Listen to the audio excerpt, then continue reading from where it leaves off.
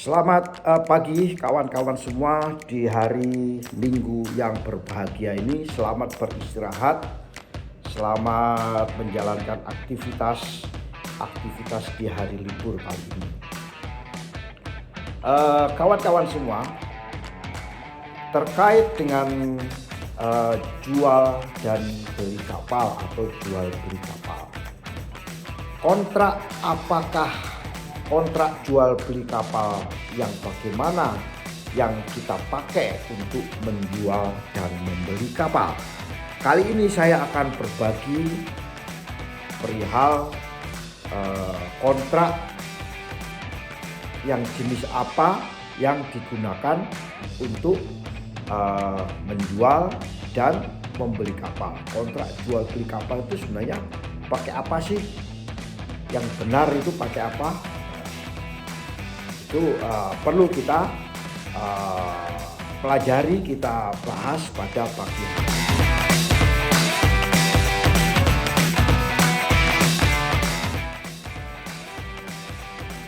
Yang pertama yang perlu kita pahami bersama,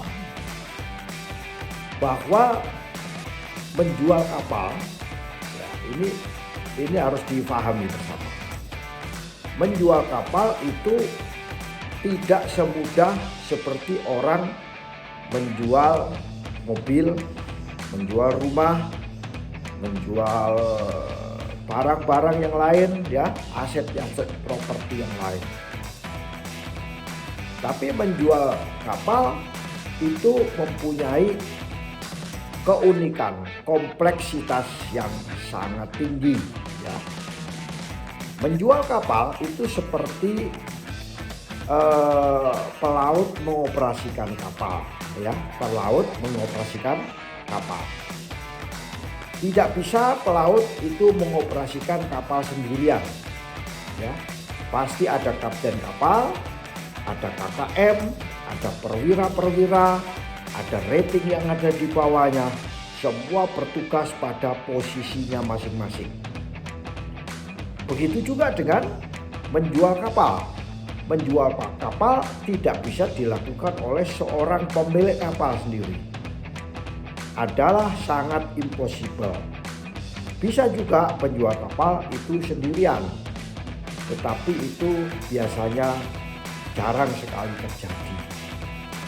Penjual kapal dengan pembeli kapal tidak bisa sendirian. Berdua omong-omongan terus sendiri tidak bisa. Pasti ada suatu pihak lain, minimal adalah pihak notaris, ya, pihak notaris atau lembaga-lembaga lain yang memayungi hubungan antara kedua belah pihak.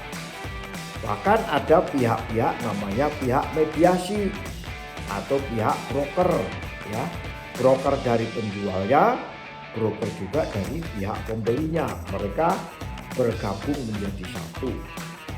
Sehingga menjual kapal itu tidak bisa sendiri. Penjual kapal, pemilik kapal menjual kepada disampaikan kepada broker penjual kapal. Broker penjual kapal menghitungkan semua perkiraan harga kapal. Kemudian dia berusaha mengidentifikasi pasarnya, kepada siapa mereka harus berhubungan. Tidak bisa penjual broker kapal itu main share saja. Main share di WA group. Ada kapal dijual, ya. Kapal dijual, spesifikasinya seperti ini, si partikulernya seperti ini, fotonya seperti ini, terus di-share di WA group. Nah, ini menjadi blunder, ya. Blunder bagi broker kapal itu sendiri maupun bagi penjual kapal. Kenapa? Informasi jual beli kapal itu menjadi informasi yang liar, ya, informasi yang yang boleh dibilang siapa yang menerima tidak tahu, ya. Tidak tahu siapa yang menerima dan proses berikutnya seperti apa. Dan tidak tahu figur peran-peran masing-masing, ini tidak bisa diketahui. Dan itu adalah menurut aturan yang dipahami oleh asosiasi perkapalan di dunia, itu tidak jarang dilakukan dan itu menjadi blunder ya. Sehingga menjual kapal oleh broker kapal pasti akan mengidentifikasi dari ribuan orang yang calon pembeli kapal, mungkin hanya dipilih beberapa. Demikian juga seorang pembeli kapal tidak bisa langsung membeli kapal kepada penjual kapal. Dia pasti bercerita kepada seorang konsultan. Biasanya juga broker daripada pembelian suatu kapal. Seorang broker kapal dari pihak pembeli pasti berusaha melakukan sourcing data-data apa saja yang ada di pasaran dan kepada siapa dia harus berkomunikasi, tidak kepada semua orang. Sehingga broker kapal dari dua belah pihak ini melakukan satu titik temu, kesepakatan dari kedua sisi pihak. Barulah itu disebut dengan proses jual beli kapal. Nah, begitu kompleksnya kita menjual kapal dan membeli kapal, sehingga kedua broker ini membutuhkan suatu kontrak, satu kesepakatan.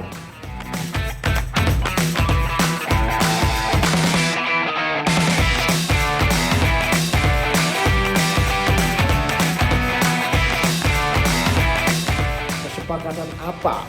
Kalau tidak ada kesepakatan, maka nggak ada gunanya juga broker kapal ini dan broker kapal yang lain. Tidak ada kata kesepakatan, tidak ada suatu statement, maka tidak akan ada satu action berikutnya. Sehingga membutuhkan namanya kontrak jual beli kapal.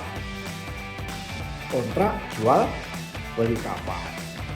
Menggunakan apa itu kontrak jual beli kapal? Nah, kali ini saya akan berbagi apa sih sebenarnya kontrak jual beli kapal yang sering digunakan oleh asosiasi perkapalan dunia. Sebagai contoh misalnya BIMCO ya, Baltic and International Council yang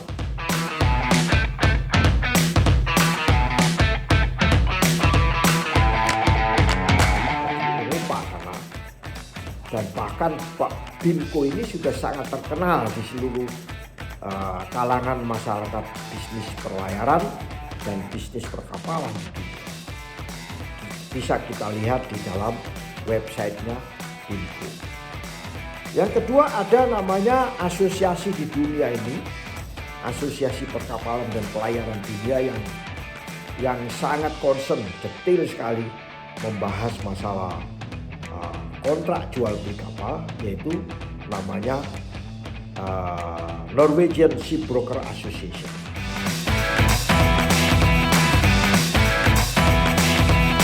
Nah, ini kedua belah pihak bergabung menjadi satu, membuat suatu memorandum, ya, bentuk Memorandum of Understanding atau Memorandum of Agreement.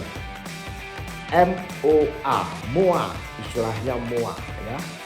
Nah, MOA apa yang dipakai di dunia dalam bisnis perkapalan dan pelayaran, khususnya dalam menjual dan membeli kapal.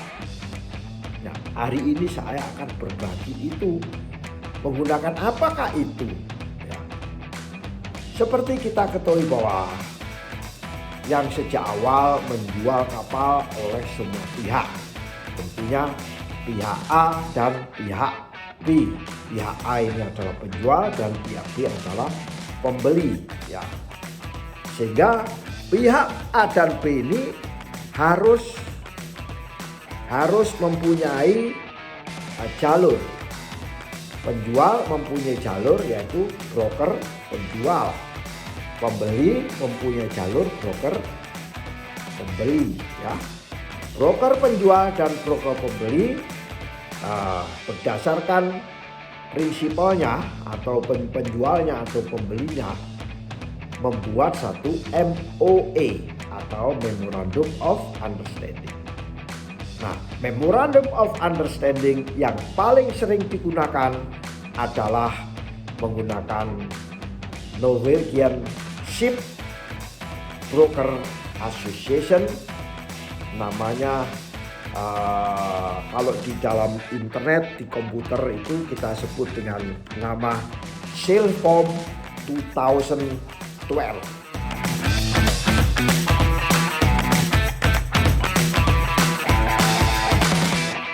Bentuk daripada kontrak atau memorandum of agreement, ya, memorandum of agreement namanya Sailform 2012, ya, atau disingkat dengan NSF 2012.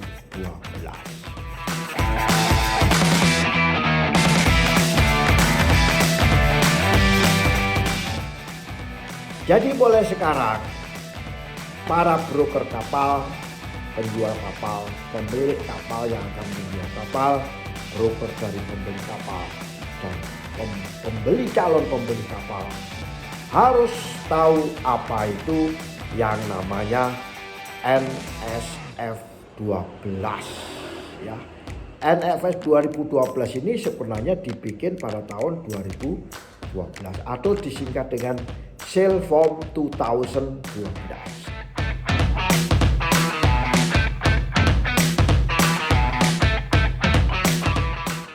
Di kalangan raja-raja minyak di Timur Tengah itu dulu menggunakan namanya NSF 1993, ya, 1993 itu Norwegian Shipbroker Form itu di tahun 1993 dan itu dipakai di Uni Eropa, ya, Uni Emirat Arab.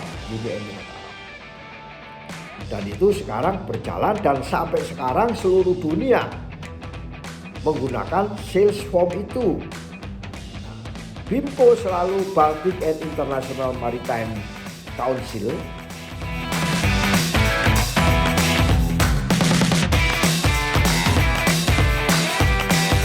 mengadopsi Sailform yang dibikin oleh Norwegia. Nah, kalau sudah BIMCO sudah mengambil itu, dia sudah bersepakat membuat satu standar Memorandum of Understanding, maka seluruh dunia perkapalan dan pelayaran seluruhnya menggunakan Sailform 2012.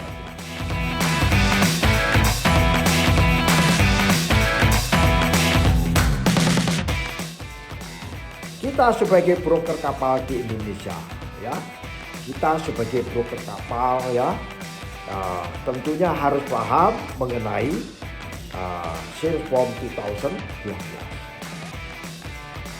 Kita tidak lagi berusaha untuk memasukkan pakai agreement yang lain, ya, yang di luar daripada Sailform 2012. Pertanyaan, apakah bisa, Pak, kita menggunakan Sailform yang lain? Boleh-boleh saja, ya, boleh-boleh saja. Namun itu dimodifikasi. Tetapi kalau menggunakan Sailform 2012, ada asosiasi namanya BIMCO, dia memayungi hak daripada penjual kapal. Hak-haknya ini dipayungi secara hukum, ya, oleh BIMCO. Ya. Dipayungi, dibela, ya, advokasinya ada. Demikian juga dengan brokernya, dipayungi oleh oleh asosiasi namanya BIMCO. Secara diadvokasi bila ada satu perselisihan. Demikian juga pembeli kapal dan broker dari mereka dipayungi oleh BIMSU. Jadi kawan-kawan semua, kali ini sharing singkat saya tentang Salesforce 2012.